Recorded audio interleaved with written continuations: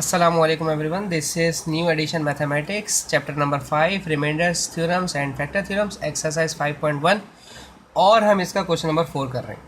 पिछले क्वेश्चंस की तरह अगर मैं यहाँ से भी x जो -3 है अगर इस x को +3 लिया जाता है लेट सपोज, उससे होगा क्या कि अगर मैं यहाँ 3 रखता हूँ और 3 - 3 हो जाएगा 0, तो 0 अगर इस पूरी ब्रैकेट से मल्टीप्लाई होगा तो सब कुछ 0 हो जाएगा, तो मेरा a भी ख़त्म और मेरा b भी ख़त्म। तो फिर मैं मालूम क्या करूँगा, तो इसका मतलब फ़िलहाल आप 0 सपोज नहीं कर सकते हैं, ठीक है।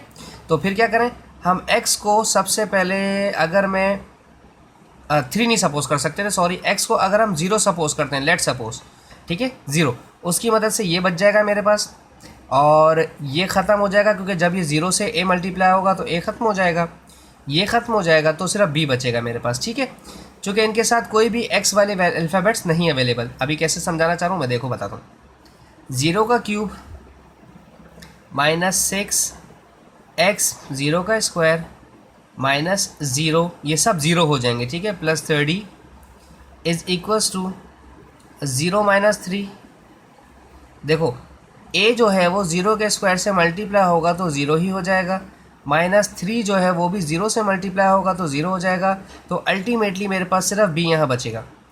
ये सब 0 हो गए मेरे पास, ठीक है, तो ये ख़त्म हो गए, तो सिर्फ 30 बचा यहाँ पर, इज इक्वल्स टू 0 - 3 -3, a वाली वैल्यू भी 0, -3 वाली वैल्यू भी 0, सिर्फ b बचा, ठीक है। तो 3 × 1 = 3, 3 × 10 = 30, यहाँ पर 10 इज इक्वल्स टू -b। तो अगर -b है तो ये माइनस जो है वेरिएबल के पास नहीं रहेगा, ये चला जाएगा 10 के पास, तो हो गया b इज इक्वल्स टू -10, ठीक है। अब 0 के बाद 1 ट्राई करते हैं, ठीक है।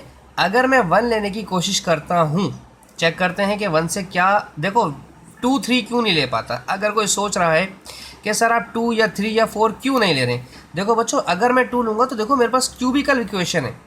मेरा क्यूबिकल इक्वेशन होने की वजह से मेरे पास जो वैल्यूज़ हैं वो बहुत ज़्यादा बड़ी हो जाएंगी, इसलिए मैं छोटी वैल्यूज़ ले रहा हूँ ताकि मेरा काम आसानी से हो जाए।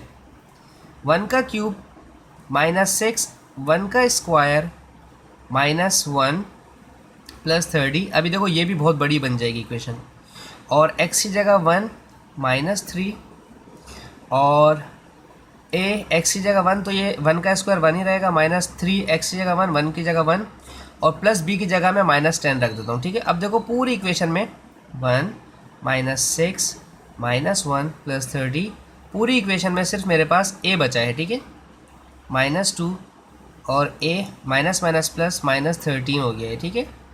तो ये वाला a से कैंसिल हो गया, 30 - 6 हो जाएगा 24 इज इक्वल्स टू -2 × a -13।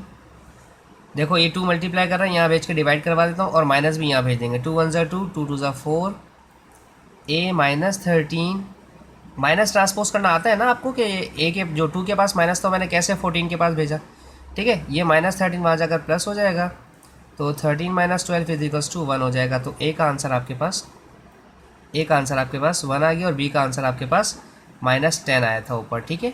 तो दोनों आंसर आ गए, यही मुझे इसमें मालूम करना था। होपफुली मैं आपको समझा पा रहा हूँ। Thank you so much for watching my channel. अल्लाह हाफिज़।